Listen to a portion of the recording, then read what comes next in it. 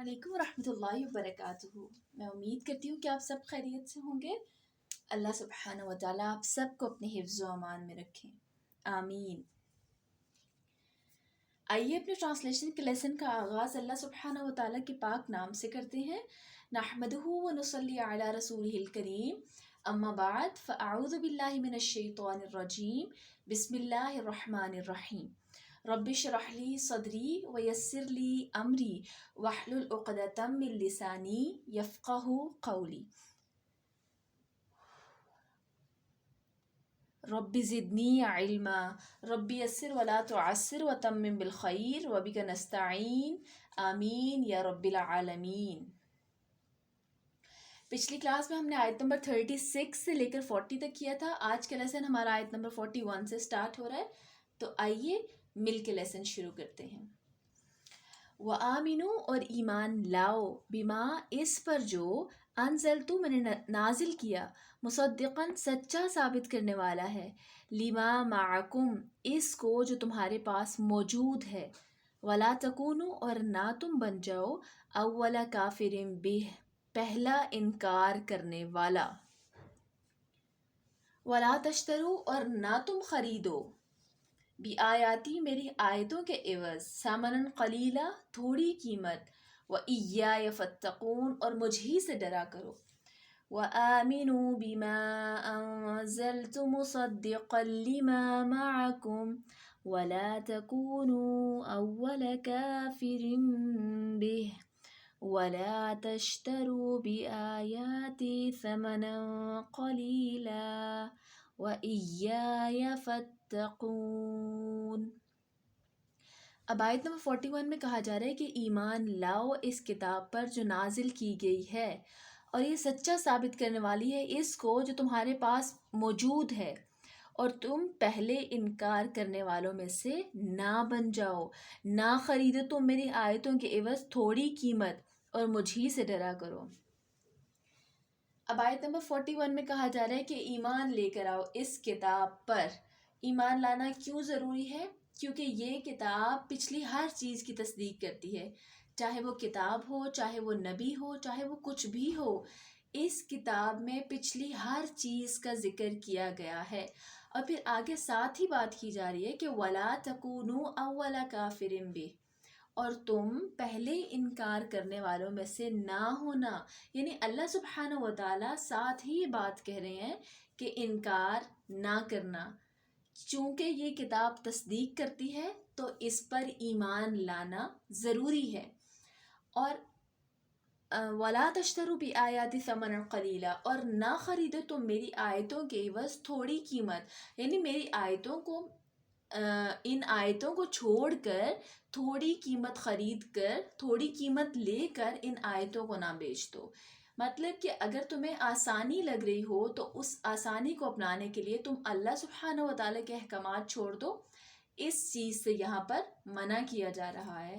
اور آخر میں بہت ہی پیاری بات کی جا رہی ہے، وَإِيَّايَ فَاتَّقُونَ اور مجھ ہی سے ڈرو، یعنی کسی بھی چیز سے ڈرنے کی ضرورت نہیں ہے، ڈرنے کی ضرورت ہے تو وَإِيَّايَ فَاتَّقُونَ پرہیزگار بننا ہے تو وَإِيَّايَ فَاتَّقُونَ اللہ سبحانہ و تعالیٰ ہی سے ڈرنا ضروری ہے۔ وَلَا تَلْبِسُوا اور نہ ملاؤ الحق حق کو بالباطل باطل میں، وَتَكْتُمُوا الْحَقَّ وَأَنْتُمْ تَعْلَمُونَ حالانکہ تم جانتے ہو۔ اب حق کو باطل کے ساتھ نہ ملاؤ، حق کو نہ چھپاؤ۔ اللہ سبحانہ و تعالیٰ فرما رہے ہیں کب نہ چھپاؤ، وَأَنْتُمْ تَعْلَمُونَ جب تمہیں علم ہو، جب تم بات کو جانتے ہو تو حق کو باطل کے ساتھ نہ ملاؤ بلکہ حق کو ظاہر کر دو۔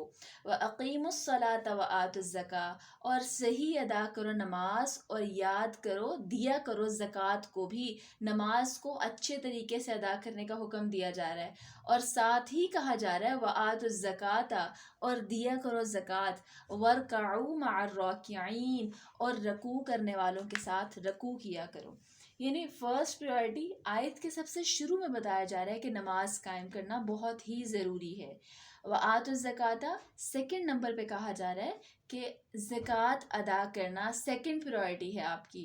وَارْكَعُوا مَعَ الرَّاكِعِينَ رکوع کرنے والوں کے ساتھ رکوع کرو، یعنی جماعت کے ساتھ نماز پڑھا کرو، رکوع کرنے والوں کے ساتھ رکوع کیا کرو، نماز قائم کرو، زکوٰۃ دیا کرو اور رکوع کرنے والوں کے ساتھ رکوع کیا کرو. أَتَأْمُرُونَ النَّاسَ بِالْبِرِّ وَتَنْسَوْنَ أَنفُسَكُمْ کیا تم حکم دیتے ہو لوگوں کو بالبر نیکی کا، وتنسونا اور بھلا دیتے ہو انفسکم اپنے آپ کو، وانتم تتلون حالانکہ تم پڑھتے ہو الکتابہ کتاب. افلا تعقلون کیا پھر تم سمجھتے نہیں ہو؟ یعنی اللہ سبحانہ و تعالی ہر چیز کا حکم دینے کے بعد انسان ہی سے پوچھ رہے ہیں کہ کیا تم لوگوں کو حکم دیتے ہو اچھائی کا، نیکی کا، جبکہ تم اپنی ذات کو، اپنے آپ کو بھلا دیتے ہو اس چیز سے. حالانکہ تم پڑھتے ہو کتاب، حالانکہ تمہیں علم ہے، تم جانتے ہو اس چیز کو، لیکن پھر بھی تم لوگوں کو حکم دیتے ہو لیکن اپنا آپ یاد نہیں ہے. سو پہلے اپنے آپ کو ٹھیک کرنا ہے اور اس کے بعد لوگوں کو حکم دینا ہے. کیوں؟ کیونکہ تم کتاب کو جانتے ہو، تم کتاب پڑھتے ہو. افلا تعقلون تو کیا تم ایسا کرتے ہو؟ تمہیں عقل نہیں ہے؟